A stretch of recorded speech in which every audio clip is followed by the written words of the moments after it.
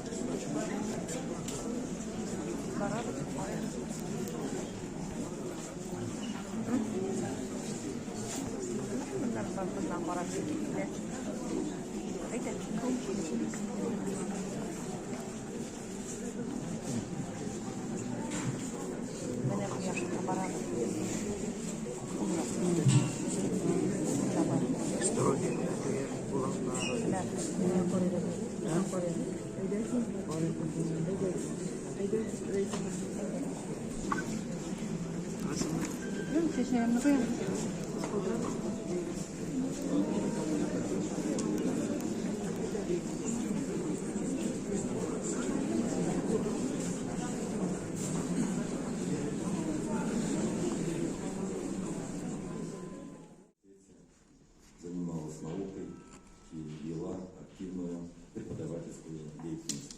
Окончив Казанский университет в 1976 году, она поступила в аспирантуру, потом прошла путь от аспиранта до доктора наук, профессора, заведующего кафедрой. С 2007 по 2013 годы Светлана Владимировна заведовала кафедрой истории русского языка и языкознания. Затем с 2013 по 2017 годы она возглавляла диссертационный совет по филологическим наукам. Ею подготовлены кандидаты наук, магистранты, специалисты, бакалавры. Их несколько десятков, возможно, несколько сотен. Сферой научных интересов Светланы Владимировны была история русского языка. Она искренне любила свою профессию. Много лет читала такие дисциплины, как старославянский язык, историческая грамматика русского языка, история русского литературного языка. Она разрабатывала спецкурсы по истории грамматических норм русского литературного языка, историю депричастия в русском языке. Прилагала очень много усилий для сохранения наследия Казанской лингвистической школы, а также развития детей своего учителя Петра Михайловича. Маму, я не вижу Сая Рустемовича, да, и Аяза. И вот, если вы посмотрите на фотографии, ведь самое удивительное бывает, что фотографии, как бы делают самое удачное или еще что-то. Но вот на фотографии это она, это ее суть. То есть я никогда не видел, чтобы вот как хоть одну черту лица, как черточка лица, грусти или еще чего-то. То есть у нее всегда было светящееся доброе лицо. То есть без улыбки ее невозможно вот представить даже в сознании. На самом деле она была хорошая дочь, она была представителем такой истинной татарской интеллигенции. Она была прекрасной женой, она была прекрасным ученым, она была прекрасной мамой и прекрасной бабушкой. И, безусловно, всем больно. Но сегодня надо сказать, Пусть земля ей будет пухом, а память о ней, она должна сохраниться не только в сердцах близких и родственников, но и в сердцах всех, кто знал ее, и кому посчастливилось с ней на жизненном пути. Она делалась необыкновенной любовью. Она чутко и внимательно относилась к своим сотрудникам, коллегам, студентам. Она умела сопереживать, сочувствовать, умела радоваться успехам и достижениям. Щедро делилась своими знаниями со всеми, в том числе и с теми, кто на других кафедрах работает. Удивительнейшим образом мы пересекались с ней не только, конечно, в стенах университета, но она приглашала меня на концерты, потому что была постоянной посетительницей большого концертного зала. И вот эти встречи, они, конечно, незабываемы. Мы подружились, мы ходили на курсы немецкого языка, и с необыкновенным рвением она изучала немецкий язык. Он потом, конечно, пригодился во время поездок.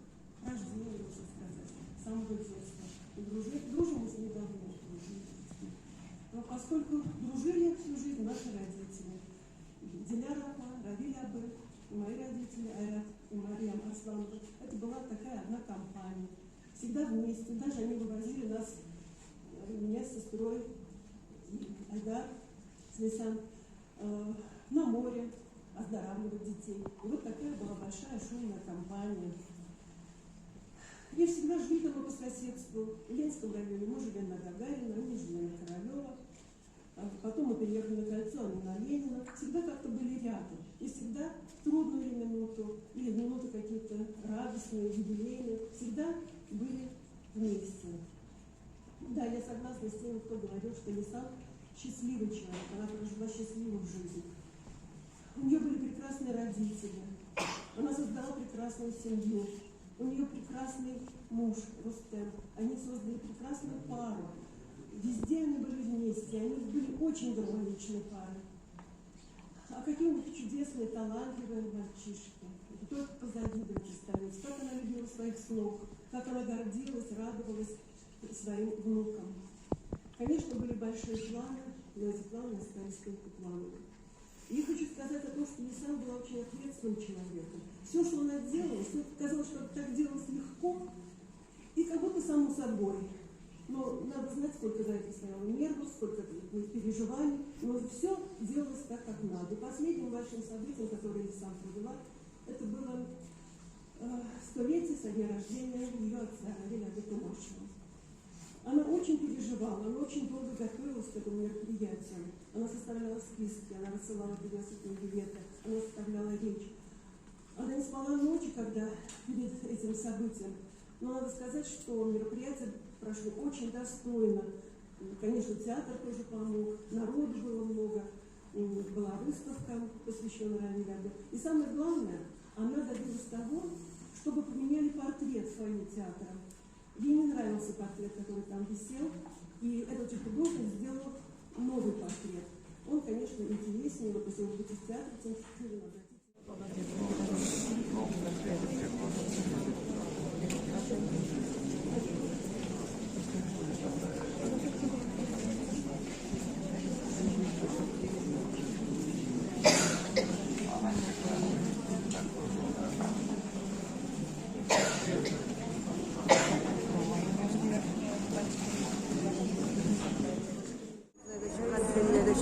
işlegenler, başka bizlere deyikler baksa işlegenler.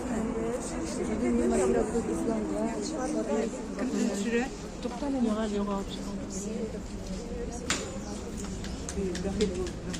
Кирек не получал качество вылета. Киреки зачем? Кирек минди.